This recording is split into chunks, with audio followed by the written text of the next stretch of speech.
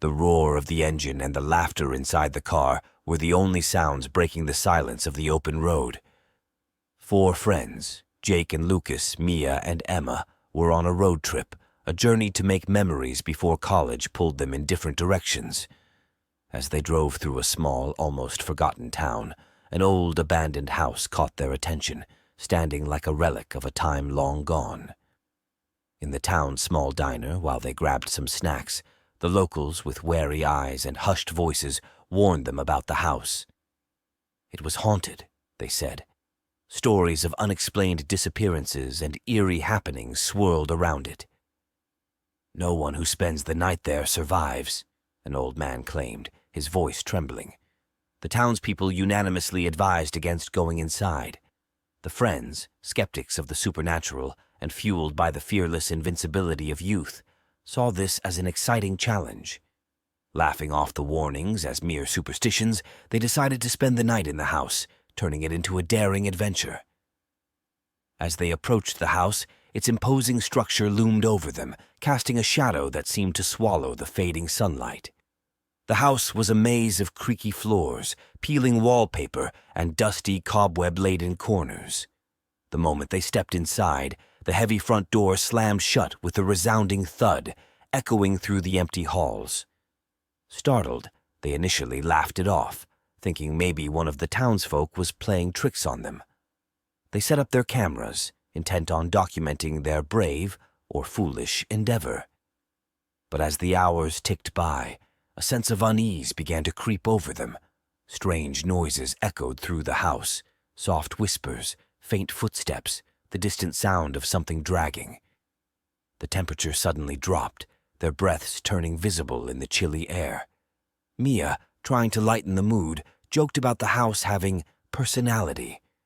But her laughter was short-lived. As night fell, the house seemed to awaken. Doors creaked open, then slammed shut on their own. Shadows moved just at the edge of their vision, never quite tangible but unmistakably there.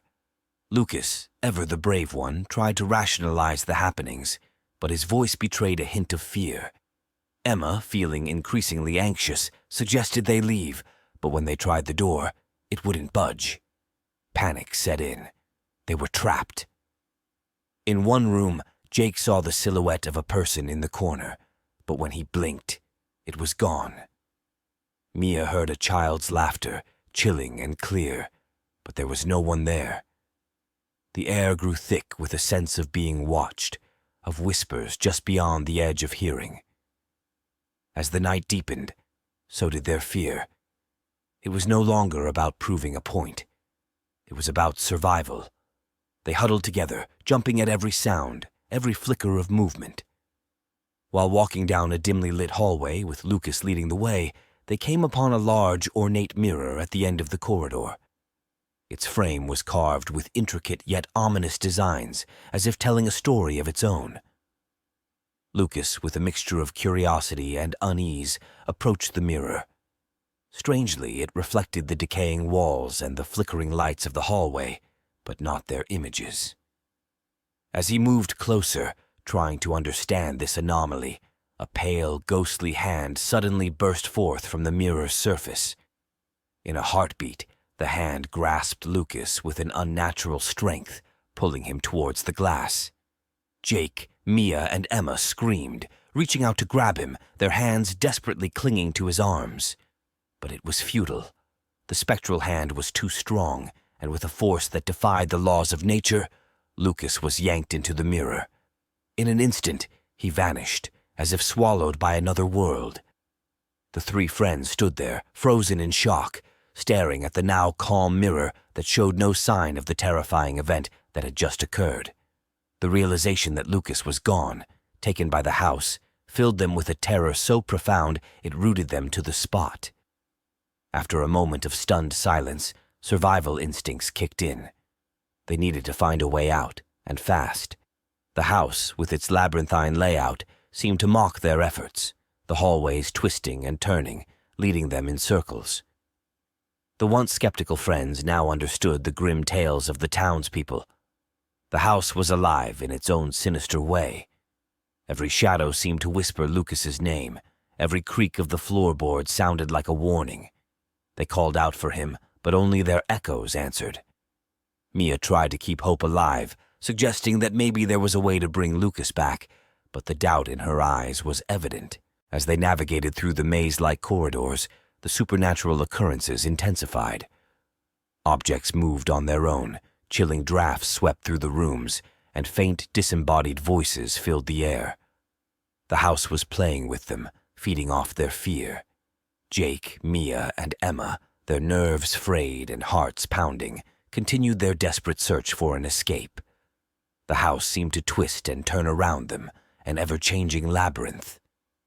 In one particularly shadowy room, Emma's flashlight beam landed on an odd sculpture. It was an eerie, abstract figure, its surface covered with cryptic symbols and 4 unusual buttons. A chill ran down their spines as they read the text etched below the sculpture. It was a riddle, one that promised a dire consequence for a wrong answer. Emma, always the puzzle solver of the group, stepped forward.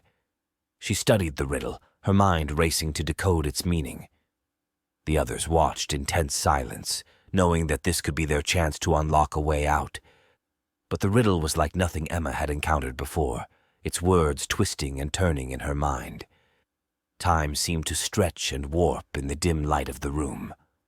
Feeling the weight of their situation, she took a deep breath and pressed one of the buttons, more out of desperation than confidence. The moment her finger left the button, the floor beneath her gave way with a terrifying creak. She screamed, a sound of pure terror, as she fell into the darkness below. The trapdoor snapped shut behind her, leaving no trace of her passage. Jake and Mia, frozen in shock, could only stare at the spot where Emma had been just seconds ago. The realization that she was gone, swallowed by the house like Lucas, filled them with a profound sense of despair. They were now down to 2, alone in the vast, malevolent presence of the house. In the aftermath of Emma's disappearance, Jake and Mia found themselves teetering on the edge of panic. The house seemed to feed off their fear, its walls whispering with malevolent delight. They clung to each other, their only source of comfort in this nightmare. As they moved through the dark, oppressive corridors, the house seemed to come alive around them. Portraits on the walls, with eyes that followed their every move, seemed to sneer at their plight. The air grew colder, the darkness more suffocating, as if the house itself was closing in on them. In a room that appeared to be a study, Jake's flashlight flickered over an old diary, its pages yellowed with age. He read aloud, his voice trembling. The diary belonged to the original owner of the house, and it told a tale of grief, madness, and a pact with dark forces. It spoke of a curse that doomed anyone who dared to invade the sanctum of the house. As they delved deeper, they stumbled upon a grand ballroom. The chandeliers swayed gently, casting ghostly shadows on the walls. In the center of the room was a large, ornate mirror, similar to the one that had taken Lucas. Apprehensively, they approached it, half expecting to see their friends in the reflection. Instead, they saw themselves, but their images were distorted, twisted into expressions of horror. As they watched, the figures in the mirror reached out, their movements synchronized with theirs, but filled with a menacing intent. Before they could move away, the mirror shattered, the sound deafening in the enclosed space. From the shards of glass, a thick, inky darkness oozed out, swirling around their feet. They tried to run, but the darkness was like a living thing, fast and relentless.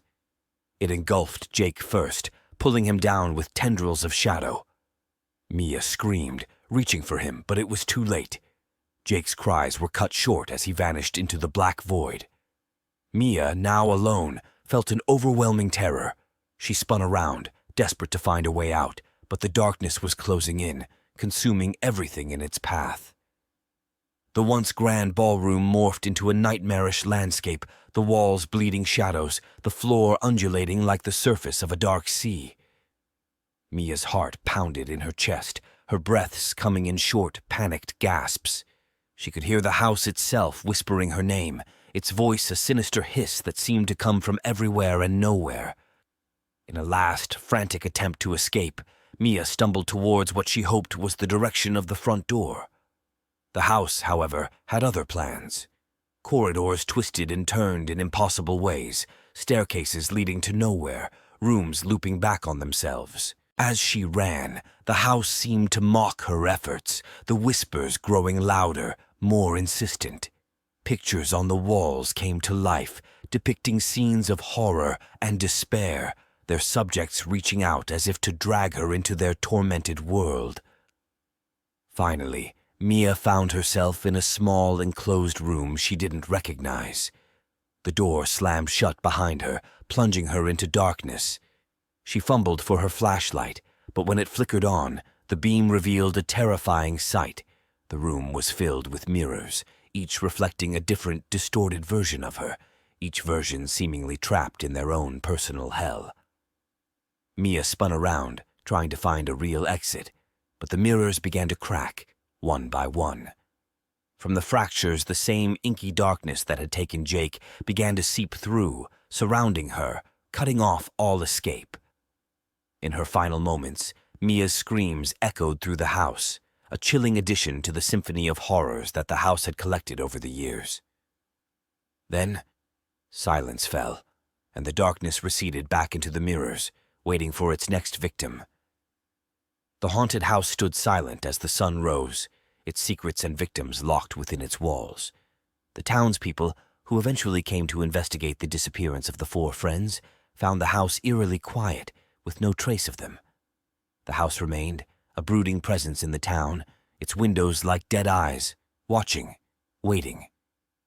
Rumors of the haunted house and its new victims spread, a grim warning to any who dared to explore its cursed halls. It stood there, a monument to the unknown, its shadows and whispers a haunting reminder of the four friends who sought adventure but found only their doom. The story concludes with a chilling reminder of the power and mystery of the haunted house, a place where curiosity leads to a terrifying fate, and the line between the living and the spectral is forever blurred.